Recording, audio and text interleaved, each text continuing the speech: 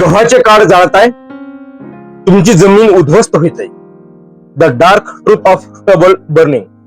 नमस्कार मित्रांनो, सध्या सगळीकडे गव्हाची काढणी सुरू आहे.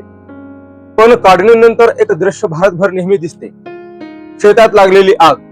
तुम्हाला वाटत असेल की ही आग फक्त कचरा जाळण्यासाठी आहे, पण नाही मित्रांनो, ही आग तुमच्या जमिनीची सुपीकता जाळून खाक करत आहे.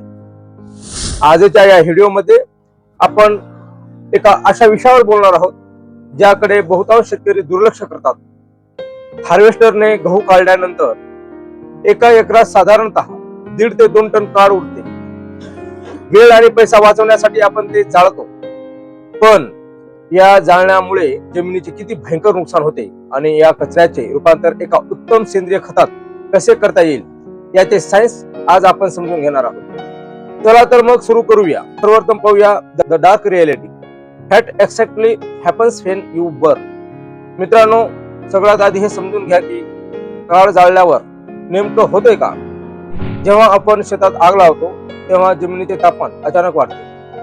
पहिले नुकसान, जमिनीतले जे मित्र कीटक, गांडूळ आणि पिकांना अन्नद्रव्य पुरवणारे उपयुक्त सूक्ष्मजीव असतात ते या आगीत जळून नष्ट होतात.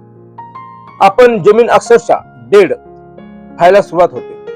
दुसरे नुकसान, जमिनीचा वरचा थर एकदम कडक होतो, ज्यामुळे पाणी मुरण्याची क्षमता कमी होते. तिसरे आणि सर्वात मोठे नुकसान, जमिनीतील सेंद्रिय कर्ब म्हणजेच ज्याला आपण ऑर्गॅनिक कार्बन म्हणतो, तो जळून जातो. सेंद्रिय कर्ब हा जमिनीचा आत्मा आहे. तो जर संपला तर तुम्ही किती रासायनिक खते टाका, पिकाला ती लागू होणार नाही. The scientific solution, the alternative methods. मग यावर उपाय काय? तज्ञाच्या मते हे गव्हाचे काळ कचरा नसून एक फुकटचे खत आहे. जर आपण जाळण्याऐवजी ते जमिनीत गाडले तर एक अतिशय फायदेशीर आणि शाश्वत म्हणजे सस्टेनेबल पर्याय उभा राहतो. पण हे करायचे कसे याची एक योग्य शास्त्रीय पद्धत आहे. नंबर 1, रोटाव्हेटरचा वापर. काड लवकर कुजण्यासाठी आधी रोटाव्हेटरने ते बारीक करून घ्या. Number 2, decomposing culture. या बारीक झालेल्या काडावर डिकम्पोजिंग कल्चरची फवारणी करा आणि शेतात थोडा ओलावा राखा.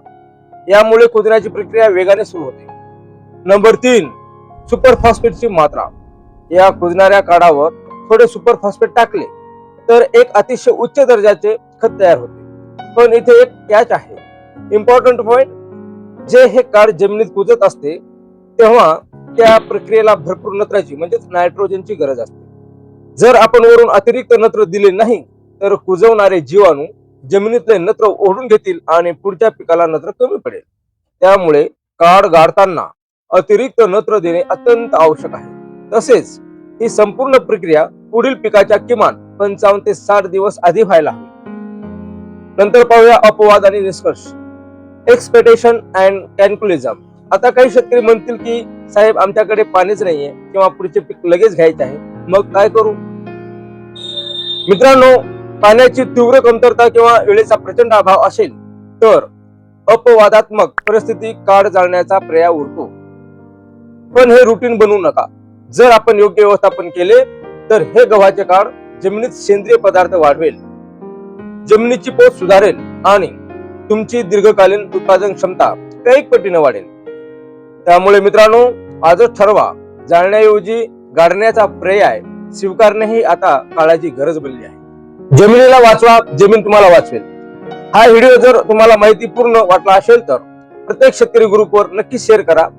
अशाच प्रॅक्टिकल आणि शास्त्रीय शेतीविषयक माहितीसाठी आपल्या शिवम कृषी टेक चॅनलला सबस्क्राईब करायला विसरू नका.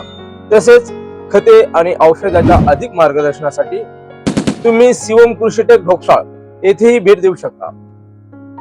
भेटूया पुढच्या व्हिडिओमध्ये एका नवीन माहितीसह. धन्यवाद. जय हिंद, जय महाराष्ट्र.